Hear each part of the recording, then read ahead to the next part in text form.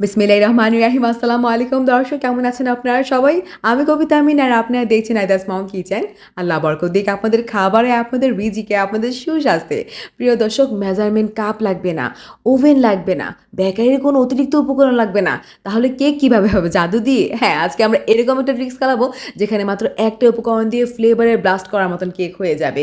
তুলতুলে কেক পাবেন, সবাই খেয়ে বলবে আলহামদুলিল্লাহ আমি কেকের সেরা। আজকের কেক বানানোর জন্য ভালো মানের লেবু নেবেন আর রেগুলার চায়ের কাপ নেবেন। সুন্দর একটা মিক্সিং বোল বসিয়ে নিলাম। বোলের ভেতরে বিসমিল্লাহির রহমানির রহিম ডিম অ্যাড করছি। রেগুলার চায়ের কাপ মেপে কিন্তু আমি চিনি মাপটা করছি। এখানে দেখুন প্রথমে 1 কাপ আর এই তো আধা কাপ, 1.5 কাপ এখানে চিনি অ্যাড করে দিলাম। এখন একটা হ্যান্ড উইক্স নিয়ে নিলাম। এই ডিম আর চিনিকে সুন্দর করে ফেটিয়ে নেব যাতে এখানকার চিনিটা গলে যায় আর একদম ডিমের কালারটা ক্রিমি টেক্সচার এসে পড়ে। প্রায় 10 থেকে 12 মিনিটের মতন আমি হুইক্স করে নিয়েছি। দেখুন এখানকার চিনিটাও গলে গিয়েছে আর ডিমের কালারটা কিন্তু একটা ক্রিমি মিক্সে এসে পড়েছে, দেখতে পাচ্ছেন একদম ক্রিমি। আপনার হ্যান্ড উইক্সের মাধ্যমে সুন্দর করে কাজটা করতে পারবেন। এখন ডিমের বাজে গন্ধ চাই না, বেকারির মতন সুন্দর স্ট্রং ফ্লেভার চাই। একটা ভালো মানের লেবু নেবেন। এই লেবুর যে সবুজ অংশটা এটা গ্রেটার মাধ্যমে এরকম করে গ্রেট করে দিয়ে দিবেন। সাদা অংশটা নিচ্ছি না, জাস্ট সবুজ অংশ নিচ্ছি আমরা। দেখুন এই যে এরকম এই যে গুটি গুটি যে গ্রেট করা জিনিসগুলো, এগুলোর কারণে কিন্তু সুন্দর একটা ফ্লেভার অ্যাড হবে কেকের ভিতরে। আর কেকটা লাগবে দুর্দান্ত আলহামদুলিল্লাহ। কিছুটা জিস্ট এখানে অ্যাড করলাম। উপরকার জিস্ট নেওয়ার পরে অর্ধেকটা লেবু নিলাম। এই লেবুর রসটা এখন এখানে দিয়ে দিব। জিস্ট দিয়েছি, এখন 2 টেবিল চামচের মতন লেবুর জুসটাও দিয়ে দিচ্ছি। জিস্ট প্লাস জুস দুইটার কম্বিনেশন স্ট্রং ফ্লেভারটা আসবে। রেগুলার চায়ের কাপ মেপে 15 কাপ রান্নার তেল নিয়েছি, আলহামদুলিল্লাহ দিয়ে দিচ্ছি। স্ট্রং ফ্লেভার কেকের বেলা ব্যবহার করবেন না, তাহলে শার্প স্মেল আসবে কেকের ভিতরে, কেকের টেস্টটা বাজে হয়ে যাবে। রান্নার সাদা তেল দিয়ে দিবেন এরকম করে। সাথে আগে থেকে জাল দেওয়া নর্মাল টেম্পারেচারের দুধ এখানে 1 কাপ আছে, আলহামদুলিল্লাহ পুরো দুটোই দিয়ে দিলাম। উইক্সের মাধ্যমে জাস্ট একটুখানি ঘুরিয়ে নিচ্ছি।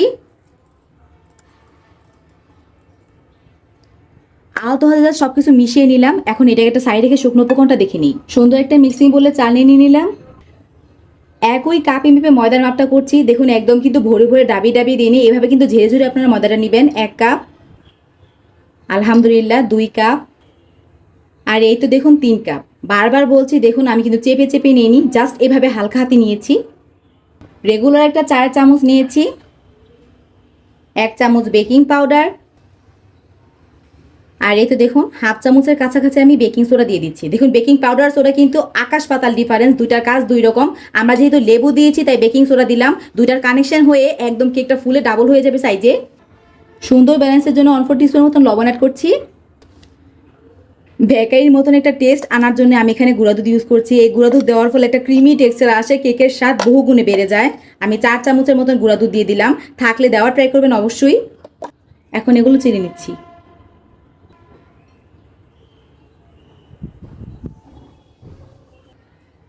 কাছে এনে দেখাচ্ছি, দেখুন একদম ঝরঝরে উপকরণ। শুকনো উপকরণ চেলে নেওয়ার কারণে কিন্তু খুব দ্রুত মেশাতে পারবো, গুটি দানা বাঁধবে না। অবশ্যই আপনাদের চেলে নিতে হবে।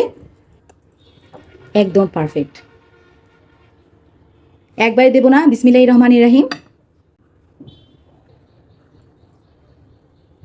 সুন্দর করে এক সাইড থেকে ঘুরিয়ে ঘুরিয়ে মিশিয়ে নিচ্ছি। আমার প্রসেস ফলো করে বানাবেন, দেখবেন সেম টু সেম হয়েছে ইনশাল্লাহ। দেখেন মেশানোর সময় কিন্তু আমি এক সাইড থেকে ঘোরাচ্ছি, এদিক সেদিক করছি না। প্রসেস ফলো করবেন আপনারা সবাই।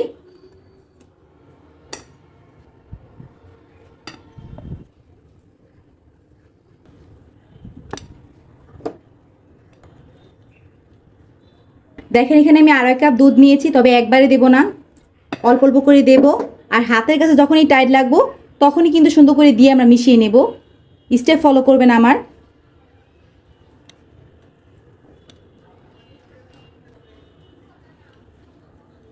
আমাদের ব্যাটারটা কিন্তু একদম ঘন হলো কেকটা ক্রেক পড়ে যাবে, আবার একেবারে পাতলা হলো দেখা যাবে বেক হতে অনেক সময় লাগবে, আর ভেতর থেকে কাঁচা আর থিকও থেকে যাবে।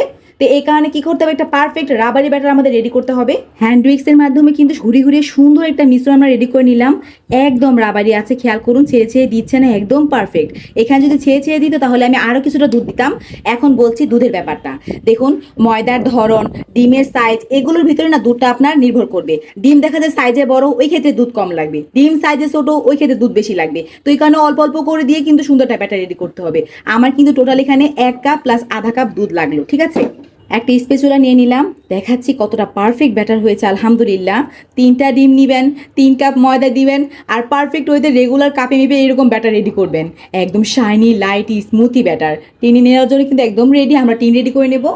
রাউন্ড শেপের মোল্ড দেখাচ্ছি আর লোফ মোল্ড দেখাচ্ছি, যেটা দিয়ে ইচ্ছা সেটা দিয়ে বেক করতে পারবেন। আজকে আমি লোফ মোল্ডে বেক করব, একদম স্লাইস করে করেই খাবো ইনশাআল্লাহ।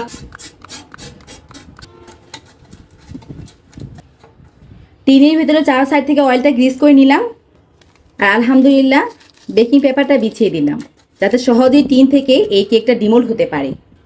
তো বিসমিল্লাহির রহমানির রহিম, সুন্দর করে আমাদের পারফেক্ট ব্যাটারটা দিয়ে দিচ্ছি। একদম পারফেক্ট একটা লাইটি ব্যাটার। একটা সাসলিক কাঠি দিয়ে সুন্দর করে নেড়ে চেড়ে দিচ্ছি, ভেতরে কোনো বড় হোলসেল ক্রিয়েট হবে না, একদম বেকারের মতন স্মুথ হবে আলহামদুলিল্লাহ।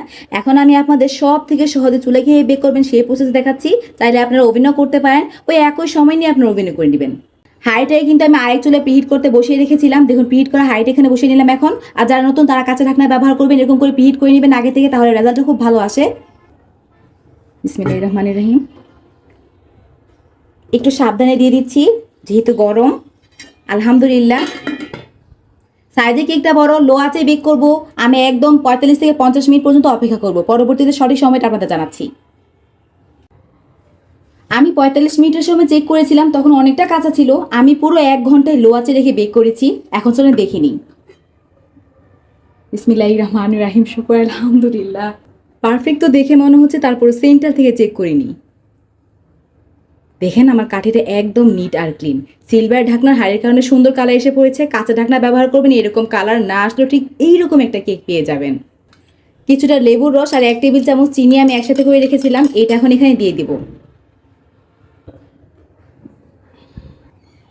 এই অবস্থায় কেকটা কিন্তু প্রচণ্ড গরম, সুন্দর পারফেক্ট হয়েছে। যেহেতু জুজা হয়েছে, আমরা কি করবো, এই পর্যায়ে ঢেকে রাখবো কিচেন টাওয়াল দিয়ে।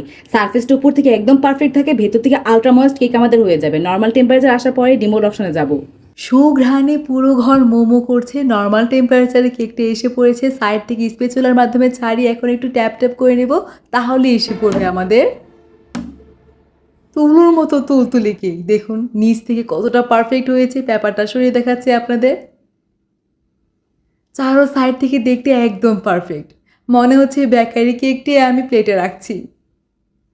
এখন আপনাদের দেখাচ্ছি আলট্রা ময়েস্ট কেকটা কেটে তুলোর মতন তুলতুলে। আমি কেক না, এটা মনে হচ্ছে মাখন কাটছি। কাইন্ডলি সরাসরি ভিডিওটা দেখে আপনারা ফলো করে বানাবেন। একদম হুবহু রেসিপিতে আপনাদেরটা হবে, যেটা তুলোর মতন তুলতুলে হবে। হাই আইটেমের জন্য বেস্ট রেসিপি হবে, বাচ্চা বড় সবাই পছন্দ করবে। আর এমন কেক যেখানে কিনা বাইরে কোনো উপকরণ না, এর থেকে সহজ আর কি। যেখানে মেজারমেন্ট কাপের পরিবর্তে চায়ের কাপ ব্যবহার করবেন, চুলায় বেক করবেন, আর খুব সহজে, যেখানে কোনো মেশিনের প্রয়োজন নাই। আপনারা অবশ্যই ট্রাই করবেন, এত মজার হয়। হালকা মিষ্টি টকের যে ফ্লেভারটা, এটা দুর্দান্ত কেকের সাথে লাগে। এত সুন্দর কেকের জন্য অবশ্যই চ্যানেলে নতুন হলে একটা লাইক দিয়ে যাবেন, আর অবশ্যই চ্যানেল সাবস্ক্রাইব করতে ভুলবেন না। আর এরকম একটা তুলতুলি কেক না ভেঙে দেখালে কি হয়। দেখেন আমি তুলোর খণ্ড ভাঙছি। আপনারা কাইন্ডলি ট্রাই করবেন, তুলোর মতন তুলতুলি কেক বাসায় বসে বানিয়ে খাবেন। আর আমি লেবু চায়ের সাথে আড্ডা নিয়ে নিচ্ছি এই কেকটা। আজকের মতন আমি কবিতা আমিন এখানেই বিদায় নিচ্ছি। দেখা হবে ইনশাআল্লাহ নতুন কোনো এপিসোডে। আজকের মতন আল্লাহ হাফেজ।